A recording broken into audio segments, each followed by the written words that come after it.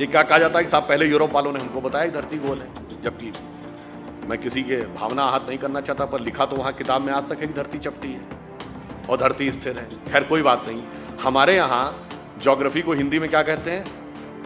तो नाम से ही गोल है, मतलब कहीं कोई संदेह ही नहीं है कि गोल था। दूसरा, आपने वाराह अवतार देखा होगा, तो वाराह के दांत में फंसी हुई धरती गोल है कि चौकोर है? तो सदैव से गोल है। उसके बावजूद हमें समझाया जाता है कि गोल धरती है, ये उन्होंने हमको बताया। कलकत्ता के पुलिस कमिश्नर को मार दिया गया और वाइसराय हार्डिंग के ऊपर बम फेंक दिया गया था। कभी आप कल्पना करें जरा उस सरकार की कि वाइसराय पे बम, असेंबली में बम, पुलिस कमिश्नर की हत्या, खजाना लूट गया, शस्त्रागार लूट गया, सरकार तो हिल गई होगी। उनका बेचारों का कोई योगदान ही नहीं था, सारा योगदान एकमेव था।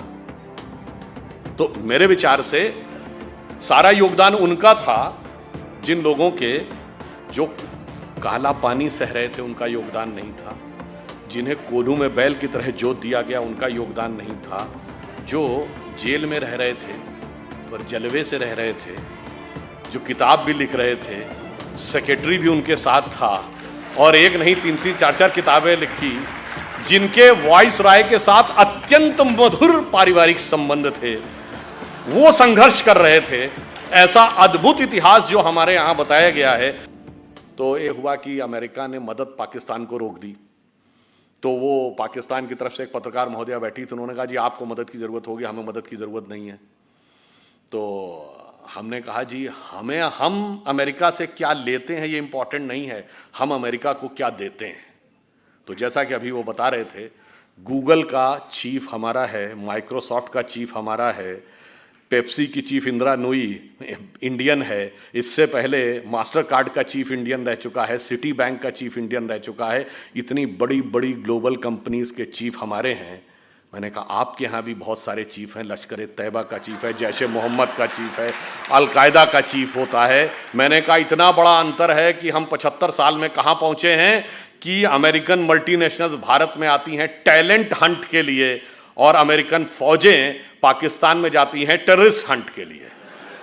कभी ओसामा बिन लादेन मारा जाता है एबटाबाद में, तो कभी पाकिस्तान के बॉर्डर पर अमन अल जवाहिरी मारा जाता है। और इतना ही नहीं, हम अमेरिका को सिर्फ इतना ही नहीं देते हैं। जैसा कि अभी मोहित जी कह रहे थे कि भाई मैं तो बिजनेस का व्यक्ति हूं, तो समाज, राजनीति, आध्यात्म, इस विषय पर तो मैं नहीं बोलूंगा। मैं तो बताता हूं कि बिजनेस और आध्यात्म का भी हमारे यहाँ कैसा कनेक्शन है। हम सब व्हाट्सएप यूज करते हैं, फेसबुक यूज करते हैं, तो उसका ओनर कौन है? Mark Zuckerberg. जो लोग आईफोन यूज करते होंगे पता होगा कि एप्पल का फाउंडर कौन था? Steve jobs. अब ये मार्क जुकरबर्ग ने खुद कहा कि एप्पल के फाउंडर स्टीव जॉब्स ने उनसे कहा था कि अगर जिंदगी में कभी इतना बुरा वक्त आ जाए कि तुम्हें लगे कि तुम्हारा कॉन्फिडेंस ही खत्म हो गया है, पूरी तरीके से हताश हो गए हो, तो ऐसा करना, भारत में जाना, वहां नैनीताल जिले में कैची में नीम करोरी बाबा का एक आश्रम है, वहां जाके तुम्हें एक नई ऊर्जा मिलेगी। और मार्क जुकरबर्ग ने कहा कि मैं आया, वो दौर जब आया और मुझे एक नया कॉन्फिडेंस मिला और जाके फिर मैंने नए सिरे से यह रचना प्रारंभ की। तो हम बिजनेस के साथ साथ हम यह भी देते हैं, तभी हमने कहा कि हम सोने की चिड़िया के साथ साथ जगत गुरु भी बनेंगे, यही हमारा भवितव्य है। परंतु इस अमृत काल से पहले हमें यह भी समझना होगा कि अमृत तो बाद में आता है, सागर मंथन में विष पहले आता है। बहुत सारा विष हमारे दिमागों में भरा हुआ है। जो अभी उल्लेख किया गया कि प्रधानमंत्री जी ने 5 प्रण कहे, तो पहला प्रण क्या था? कि हमें विकसित राष्ट्र बनना। अब छोटी मोटी बात नहीं सोचनी, जिसके विषय मैंने बताया। दूसरा प्रण क्या था? गुलामी की हर चीज को छोड़ना है। और यह बात उन्होंने ऐसे ही नहीं कही। नॉर्मली सरकारें आती हैं, वो कहती हैं हमने इतने नए नियम और बना दिए।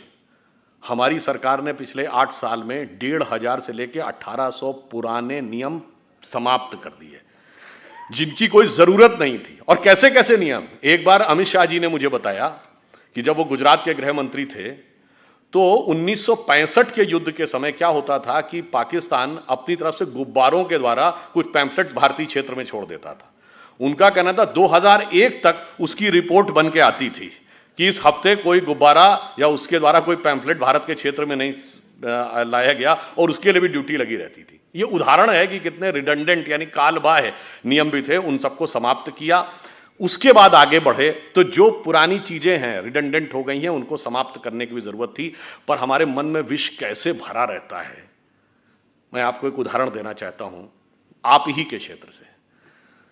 यहां अहिल्याबाई होलकर जी का पुण्य स्थान है। आपने अहिल्याबाई जी का नाम किसके नाम पे पढ़ा? अहिल्या जी के नाम पे पढ़ा। हम सब ने वो कहानी सुनी, गौतम ऋषि की पत्नी अहिल्या थी, इंद्र ने आकर संपर्क स्थापित कर लिया इसलिए वो पत्थर बन गई, फिर भगवान राम के द्वारा उनकी मुक्ति हुई। कितना गलत है, महिलाओं के साथ कितना अत्याचार होता था, यही दिमाग में भरा हुआ है ना। पर आप में से किसी ने कभी ध्यान दिया कि अहिल्या शब्द और गौतम शब्द और राम शब्द का अर्थ क्या है? अहिल्या का अर्थ होता है जिसे हिलाया ना जा सके। देखिए, ये सब हमारे अंदर की चेतना के द्वंद्व का प्रकटीकरण है। क्योंकि जब भगवान जन्म लेते हैं तो केवल एक सामान्य, उसे लीला क्यों कहते हैं, वो एक एक जून के जीवन की घटना हमारे दिमाग को क्यों, अब ये क्यों किन्हों ने पढ़ाया गया जानते क्यों? 1854 में कार्ल मार्क्स ने एक आर्टिकल लिखा है शिकागो हेराल्ड ट्रिब्यून में कि हिंदू जाति चाहे जितनी भी समृद्ध हो पर वो नंदी, बैल, बंदर, हनुमान और हाथी गणेश को पूजने वाले इसी लायक थे कि उनके ऊपर हुकूमत की जाए, क्योंकि वो मूर्ख थे। मान्यवर, हम मूर्ख नहीं थे, इतना समझने लायक बुद्धि आपके पास नहीं थी, क्योंकि आपने ना कभी भारत में आए, ना आपने भारतीय संस्कृति पढ़ी, ना आपने संस्कृत पढ़ा, और आपने कुछ नहीं पढ़ा और उसके बावजूद बैठे बैठे व्याख्या दे दी। और मैं पुनः यह बात चुनौती से कहता हूं, किसी मार्क्सवादी ने वैदिक संस्कृत पढ़ी ही नहीं। जैसे कोई आईआईटी या इंजीनियरिंग कॉलेज में जाकर बीटेक करे नहीं और इंजीनियरिंग पे भाषण देने लगे, उसी प्रकार कोई मार्क्सवादी बताए उसने किस वैदिक गुरुकुल में जाकर वैदिक संस्कृत पढ़ी है और फिर वेदों पे कमेंट्री की है। बताइए, जिस जमाने में देवी अहिल्याबाई होलकर यहां पे रूल कर रही थी, 18th सेंचुरी, आपको पता है उस समय यूरोप में क्या था? 1542 से वहां पर विचक्राफ्ट एक्ट था। विचक्राफ्ट एक्ट का मतलब होता किसी भी महिला को चुड़ैल घोषित करके जला दिया जाता था। और वो समय जब भारत में चाहे रानी अहिल्याबाई हो, रानी दुर्गावती हो, कित्तूर की रानी चेन्नम्मा हो, वो मध्यकाल का दौर, चाहे छोटे मोटे राज्यों की रानी अबक्का हो या रानी लक्ष्मीबाई हो, वो यहां शासन कर रही थी। और वो लोग, और कौन, कोई भी चर्च घोषित कर देता था कि ये चुड़ैल है और उसको जला दिया जाता था। ये बाई पार्लियामेंट ये एक्ट था, ये ब्रिटिश पार्लियामेंट का एक्ट है। और आपको पता है वो एक्ट कब तक रहा है? 1951, 1951 में वो एक्ट रिपील किया गया है। और वो लोग हमको ज्ञान देते थे कि महिला समानता आप यहां नहीं है, महिला समानता तुम्हारे यहां थी। आपको पता है अंग्रेजी का ये शब्द विच हंट आप सबने सुना होगा। ये विच हंट शब्द उसी विचक्राफ्ट एक्ट से निकला है कि किसी भी औरत को विच घोषित करके फिर उसको पकड़ना और पकड़ के मौत के घाट उतार देना। हकीकत यह है कि विच हंट करने वालों ने हमारे खिलाफ विच हंट किया है कि हमें कहां कहां पे नीचा दिखाया जा सकता है। और इसलिए मैं ये कहना चाहता हूं, हमारे यहां स्थिति ये थी, ये तो हुई रूल करने की बात,